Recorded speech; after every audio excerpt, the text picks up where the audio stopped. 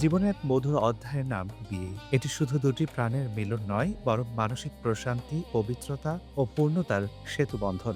কিন্তু সময়ের চক্রে আজ বহু তরুণ তরুণী তাদের পরিবারের হেলিপনায় এই বন্ধনে আবদ্ধ হতে পারছে না। দেরি হয়ে যাচ্ছে, মন মানসিকতা ভারাক্রান্ত হয়ে পড়ছে। অনেকে অজান্তে বিপদের দিকে পা বাড়াচ্ছে। ইসলামে বিলম্বিত বিয়ের কোনো প্রশ্রয় নেই, বরং চাই নিষ্কলুষ, দ্রুত ও উত্তম জীবনসঙ্গী। আর সেই একক পথের পথিকদের জন্য সবচেয়ে কার্যকারী হাতিয়ার হলো আন্তরিক দোয়া ও মহান রবের উপর পূর্ণ আস্থা। মহান আল্লাহ নিজেই বলেছেন, তিনি জোড়া মিলিয়ে রেখেছেন। দরকার শুধু সঠিক নিয়মে খোঁজা আর নির্ভরতায় দোয়া করা। রাতের শেষ প্রহরে নামাজের সেজদায় যখন অশ্রু ঝরে, তখনই বদলে যায় তাকদীর। বিয়ের জন্য বিশেষভাবে অতি গুরুত্বপূর্ণ আমল হলো সালাতুল হাজত, তথা প্রয়োজন পূরণের নামাজ। প্রতিদিন ফজর নামাজের পর দোয়ায় হাত তোলা যেন আকাশের দরজায় কড়া নাড়ার মতো। তাই আল্লাহ তাআলা তার কিতাবেই জানিয়ে দিয়েছেন, উত্তম জীবনসঙ্গী লাভের জন্য এক অসাধারণ দোয়া।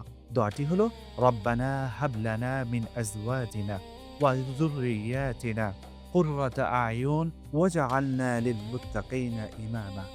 অর্থ হলো, হে আমাদের রব, আমাদের চোখ জোড়ানো সঙ্গী ও সন্তানাদি দান করুন, আর আমাদের মুত্তাকিদের জন্য আদর্শ বানিয়ে দিন। কি চমৎকার ও অর্থপূর্ণ দোয়া! আমরা যদি ইতিহাসের পাতার দিকে একটু লক্ষ্য রাখি, একাকিত্ব আর হতাশায় নবী মুসা আলাইহিস সালাম যখন তার অজানা ভবিষ্যৎ নিয়ে পেরেশানি হয়ে পড়েছিলেন, তখন খুঁজে নিয়েছিলেন এই আয়াতকে, রব্বি ইন্নী লিমা আনজালতা ইলাইয়া মিন খাইরিন ফাকির।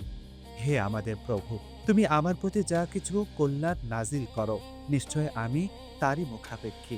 মনে রাখতে হবে, নিজের দীনতা স্বীকার করে নেওয়া, এটাই আসল বিনয়। শুধু এই আয়াতই নয়, বরং প্রতিদিন ১১ বার সূরা দোহা পাঠ করতে পারেন, কেননা এটি পরীক্ষিত আমল। এছাড়াও আপনার একাকিত্বময় জীবনের সাথীকে খুঁজে পাওয়ার জন্য পড়তে পারেন সূরা ইয়াসিন ও আল্লাহ তাআলার পবিত্র ৯৯টি নাম। বিয়েতে বিলম্ব নয়, বরং মন থেকে বিশ্বাস রাখা, যিনি আদম ও হাওয়াকে এক সূত্রে গাঁথলেন, তিনি আপনার সঠিক সময়ে সঠিক জীবনসঙ্গী এনে দিবেন।